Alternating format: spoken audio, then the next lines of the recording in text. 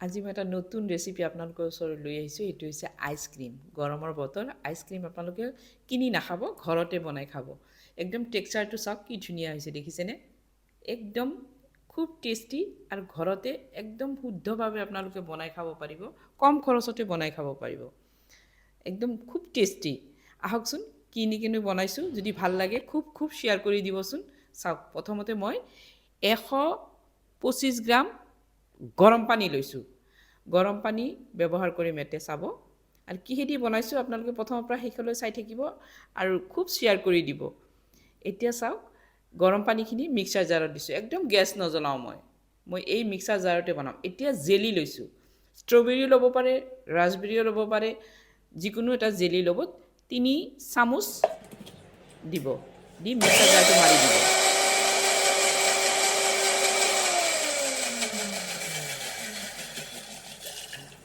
এনেকৈ 1 মিনিট সময় আপোনালোকে মিক্সাৰ জাৰটো মাৰি দিব। মাৰি দিয়াৰ পিছত এতিয়া কনডেন্স মিল্ক দিম। সেইটো মই 200 গ্ৰাম দিছোঁ।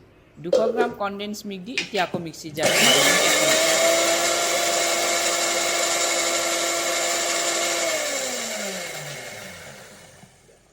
1 মিনিট মিক্সাৰ জাৰটো মাৰাৰ পিছত খুলি ল'লোঁ। খুলি লৈ আপোনালোকে টেক্সচাৰটো চাওক কেনেকুৱা হৈছে, দেখিছেনে? আৰু পিংক কালাৰ হ'ব, খুব ধুনীয়া লাগিব, দেখাটো ধুনীয়া লাগে।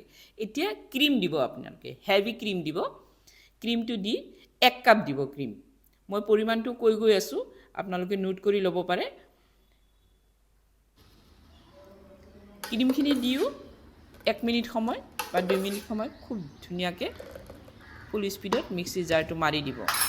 এতিয়া মই একদম ঠাণ্ডা পানী দিছোঁ।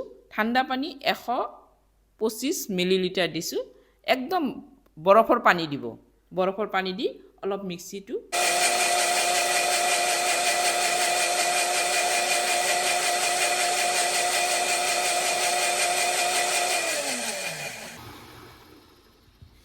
তেনেকৈ বৰফৰ পানী দিও মিক্সি জাৰটো মাৰি দিব। মাৰি দিয়াৰ পিছত এতিয়া চাওক, আকৌ এনেকৈ টেক্সচাৰটো আপোনালোকে অলপ চাই ল'ব। চাওকচোন, মই আপোনালোকক জানিবৰ কাৰণে মই দেখাই দি আছোঁ কেনেকুৱা, কোনটো পজিশ্যনত কিমানখিনি থাকিব। এতিয়া আপোনালোকৰ এইটো নমাই থ'ম।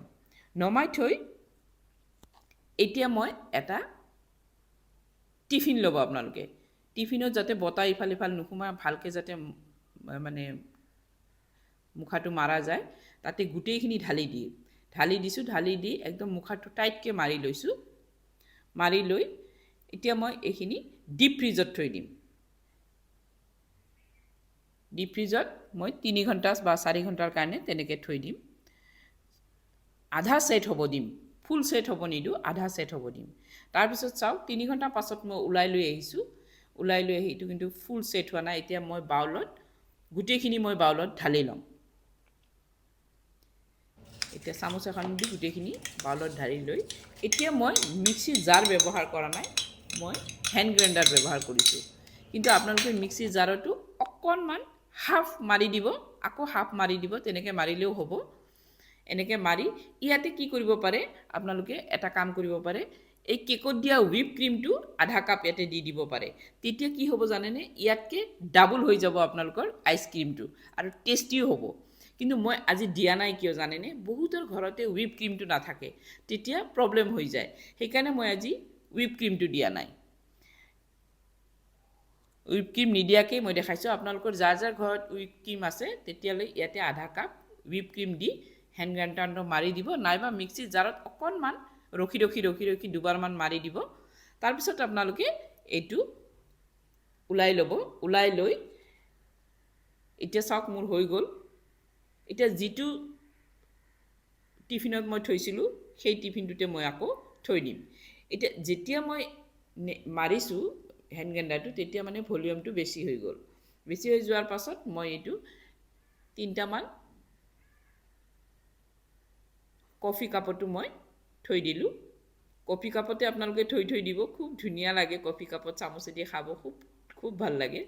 আৰু মোৰ যদি ভিডিঅ'টো ভাল লাগে খুব শ্বেয়াৰ কৰিব।